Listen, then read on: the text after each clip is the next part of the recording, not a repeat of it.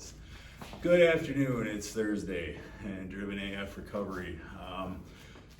Holding the momentum topic I talked about in my story earlier till next week.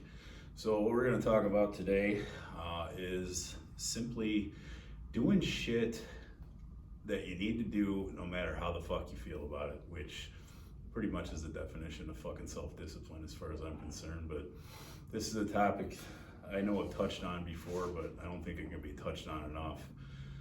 And we're gonna interweave some other things into that, but we all have to fight that battle, voices in our head, the internal struggle of, I need to do this, but I'd rather do this. And oftentimes that rather do this is anything but the thing you fucking need to do. But that means it's exactly the thing you need to do right the fuck now, generally speaking. Procrastination doesn't get anybody anywhere, except shit not getting done and regret, and then that forces feeling shittier about yourself, which as recovering addicts we definitely do not fucking need, but I don't think anybody needs that. There is a lot of times, I got a lot of shit going on every day, and there's times I don't want to do it. Every day, not every day, but several times a week, I might not want to show up to my business. Actually, most of the time, that shit's easy, but like work sometimes, and I love my fucking job, my career job, my iron worker job. There is times, I was saying in a group we just did, I'll pull into the parking lot and I'd rather actually fucking die than walk in and do my job for 9 or 10 hours. It doesn't happen a lot, but it happens enough where I'd rather do literally anything. And sometimes it's to just be laying and staring at my ceiling with my dogs. But I fucking go do it anyway. Because honestly, there's gonna be shit that actually happens where I can't go in for a day here or there, and it's something with an emergency with my father, or something actually happened in life where I can't afford to fucking not go when I don't feel like it. Just one example, but if everybody's honest, I think we fight this battle in our heads all the time. We're human. As addicts, the more we put shit off and don't do the things we need to do, the more likely we are to slide back into the bullshit we tried to leave behind. And that does not work. So I will pass it over to you for a minute. Any thoughts on this? I think this is like totally valid and relatable to recovery, because it's kind of crucial, it's kind of vital to do things that you don't feel like doing, or do things that you don't want to do, or maybe things that you tell yourself like, I should do this, but like you said, I'd rather do this. That's why, like, I think it was Robbins who said, like, turn your shoulds into musts. Yeah. Right? Yep. That's what I try to do with that kind of stuff, man. Like, I know, I look at it as I have to do these things. When it comes to recovery, in daily life, I look at all these things as, these are things I have to do because I want a certain result. Like, I don't want to go back to my old life, so I have to talk to people regularly. I have to show up to the treatment center and to my other meeting that I do to do these things because they help me and I help other people and I enjoy it and it gives my life meaning. When I'm struggling in my head, and even much smaller stuff like going to work on days I don't feel like it. I'm by nature a pretty lazy person. I don't wake up early in the morning. I'm not disciplined like that. But some days I wake up and I don't feel like doing it, but I do it because I know I have to. Because there are certain things I want out of life that I know I'm not going to have if I lay around and do nothing all the time. And I just think this, when you apply it to recovery, it's like life or death at that point. I know the things that I have to do have to be done, otherwise it could, mean me dying. We talk about emotions a lot, having connection with people, having a support group, meetings. All these things that I know I have to do even when I don't feel like them. Like, there's days I don't feel like talking to anybody, you know what I mean? It happens. A lot of days for me. Yeah. Yeah, especially I think for me and you, there's days I don't feel like talking to anybody, but those are the days I need to do it most. And the way I look at it, and what we tell guys here, is the things you really don't want to do, or you really don't feel like doing, are probably the things you need to do the most. Or the things you think are like, oh man, I don't want to do that, or man, that's gonna be hard. Like, those are the things that you need to do. It's like you said, it comes back to discipline, but it's also like it builds that confidence and that inner self-worth of, even though I didn't feel like doing this, I did it, and I crushed it, you know, and I did it well, or whatever, or I got through it, you know, I didn't feel like talking to anybody, but I talked to somebody, now I feel better because I talked to somebody. Or I didn't feel like going to work out today, I felt lazy, I felt like just sitting around on the couch, but I went and did it, and I feel great afterwards, you know. I didn't feel like, you know, I mean, I very rarely don't feel like coming out here, but some days I don't feel like talking, and some days I don't feel like I'm in a good headspace to where I can be trying to help other people, because I feel like I need to help myself, but then I come here and I do them, and it ultimately helps myself, you know, like. Yeah, that's the truth. So yeah, I mean, I think it's very vital. I ask myself the question most of the time now, and I know I've stolen this from several people I listen to. It's definitely not my original idea, but I ask myself, what if I fucking don't do this? That question forces me to do shit most of the time, because if I ask myself that question, and the answer is always my life is going to not be what I want it to be. So no matter how the fuck I feel about it at that point, I just go do it. Like, just do it. Like we were just talking about with our buddy in the office here. Nike's slogan, man, it's simple and it's a big, you know, it's one of them things, you know, you've been hearing your whole life. Fuck, I think that started when I was a fucking kid. But the honest truth of that, if you just do shit, regardless of how you feel about it, regardless of where you're at currently, regardless if you think the circumstances around what you're about to do are good for you or not, that's the action. Action is there. Just do it is action. Instead of procrastination, instead of waiting for shit to align correctly, or, you know, perfect conditions that will never fucking happen. That's just a cop out to never do shit. As far as like, I've learned this through experience in my own life, because I've done that for so many years and I got fucking nowhere. That's why I think, like, you know, a lot of things we talk about, like me and you privately, like, you know, having the list and having the goals, like we make these little things like non-negotiable, you know what I mean? And like, I think that's a big part of it. Like, it just comes down to just do it. You just do it, because I've already told myself 100 times that this is not negotiable. Like, you know, getting up and being 15 minutes early for work every day is not negotiable. You know, like talking to people every day in my support group is not negotiable. Not getting high is not negotiable. Jeez.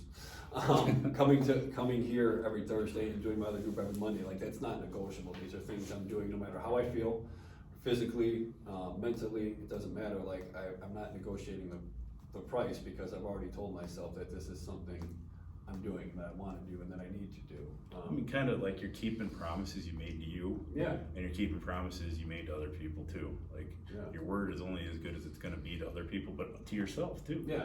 Like, if you fucking start giving in and compromising on shit you promised yourself you were either gonna do or not do, Yeah. it's chinks in the armor that are eventually gonna get you killed. Yeah. Yeah. Especially when it comes to addiction and recovery. You know, like, I mean, talk about it all the time. Like, when we say, people say it's life or death, especially if you're a heroin addict, it's life or death.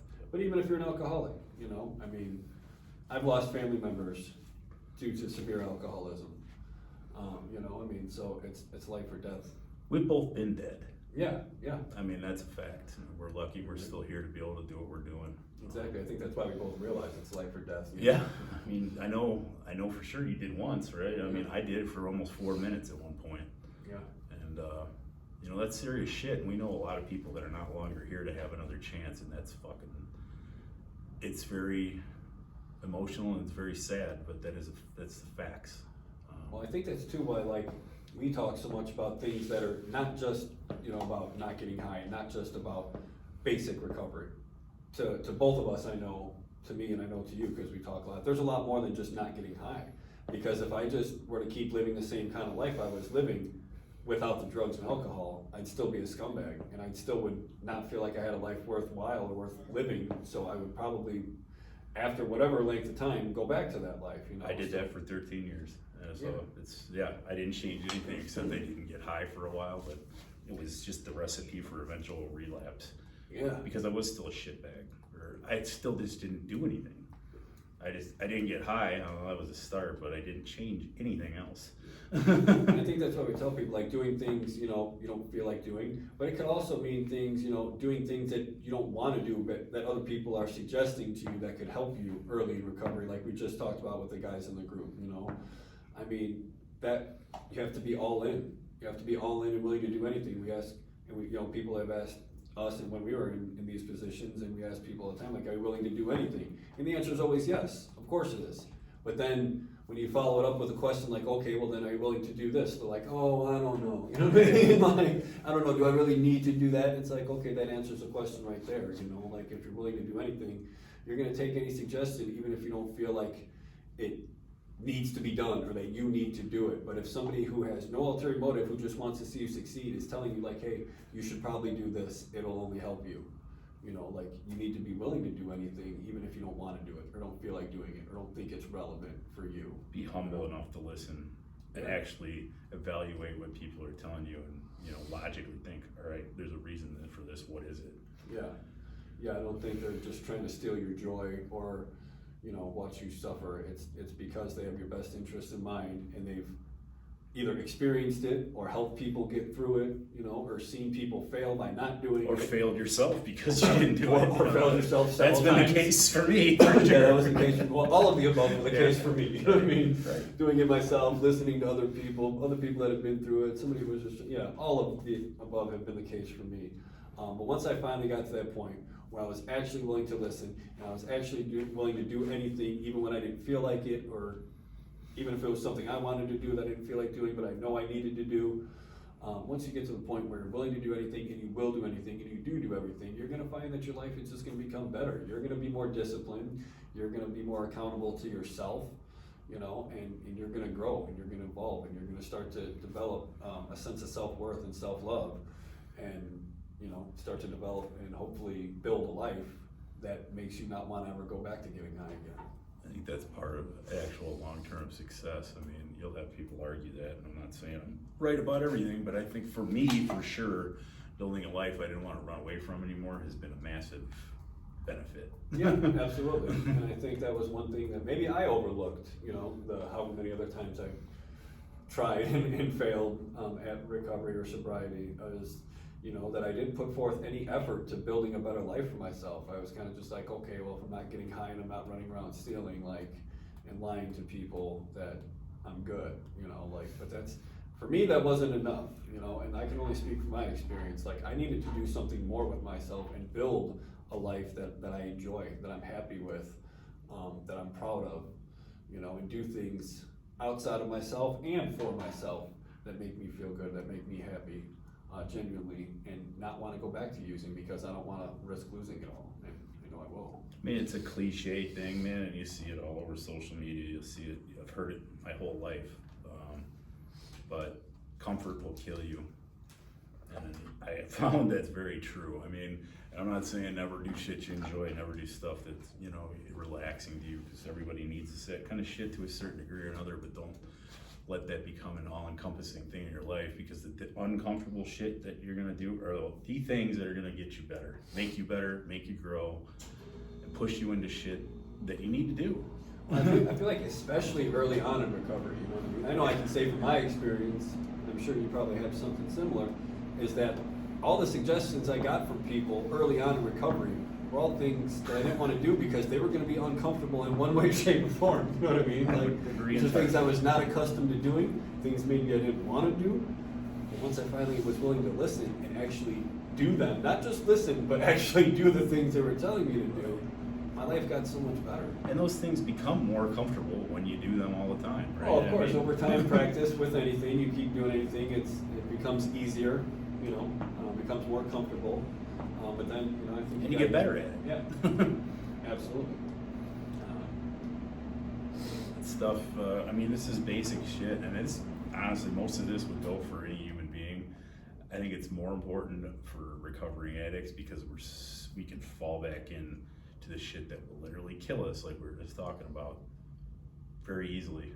Yeah. Because that is comfortable, because we know it. And I mean, I've said this before, it's not like it's the most laid back, easy lifestyle by any means. It's not, but it's something you fucking know and you can fucking comfortably do. Well, yeah, even if you're homeless, yeah. It's fucking crazy. It's insanity. It's a different meaning of comfort. Right. I mean, it's definitely not a comfortable life to live, but once you've been doing it for so long and that's the only thing you know, there's a level of comfort there. Because you know.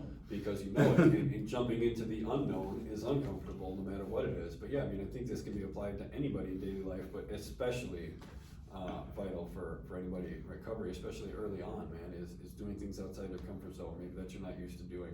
I know men are not used to talking about their feelings and being vulnerable, But for me, especially, it was something I knew I had to learn to do.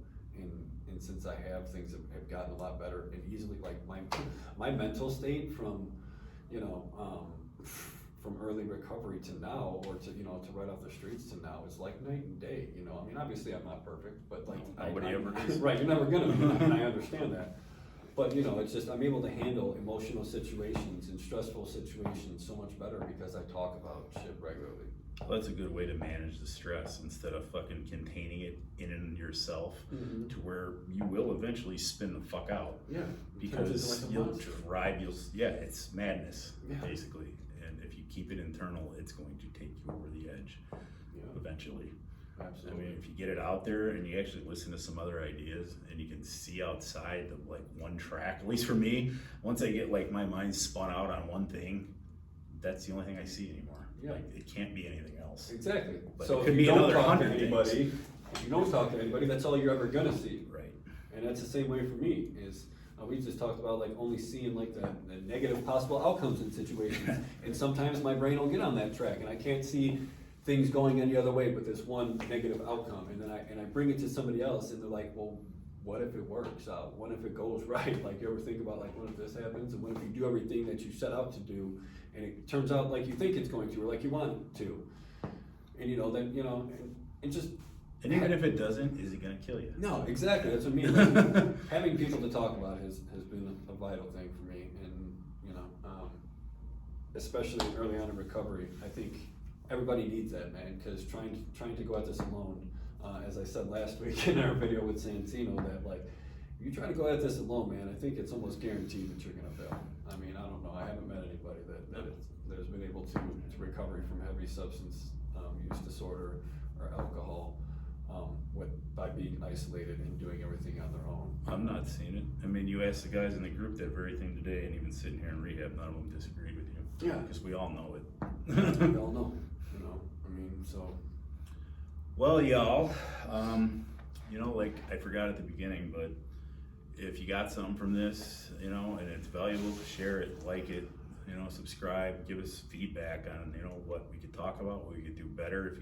If you didn't like it, tell us what you didn't like about it. This is something we're just doing to try to help other people, you know, that are facing the same shit we've faced or are facing, or, you know, the guys that are in here. It's just one of those things. So, and we have also, you know, social media. I will share mine to start with. There's Brothers in Arms, the group on Facebook for men in recovery. My personal Facebook is Matthew with 2 T's, McCullough, McCullough. My Instagram is at Reverend_BVCEO. I do stories, we talk about shit. I'll let Steve give his in a minute. Steven give his in a minute, but if you need anything, you can reach out. You know, we can direct you the right direction for help. We can talk about anything. If you know, need help with your fitness, like I'm there for that too. It's part of what I do for my fucking businesses. So if we can do something to help you, reach out, because that's what we're here for. I'll pass it to you, buddy. Absolutely, thank you.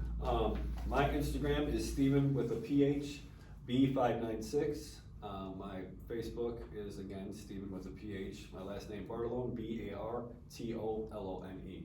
As Maddie said, if there's anything either of us can do to help, all you gotta do is reach out. You know, my Messenger, Instagram, whatever it may be.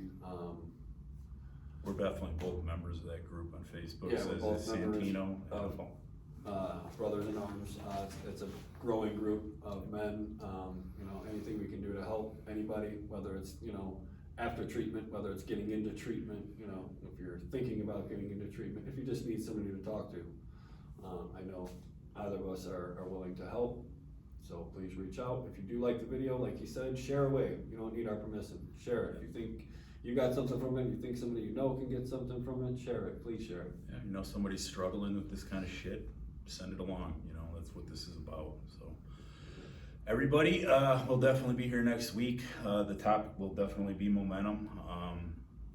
We definitely got a lot to say on that, and I think it's a group that always goes over well at both the rehabs when we do it, because it's some shit you can apply and really kick ass with. So Yeah, look forward to it. that'll be the next one, and everybody have a great week. We will see you again Thursday, if not before. Yeah, see you next Take care, Thursday. everybody. Thank you.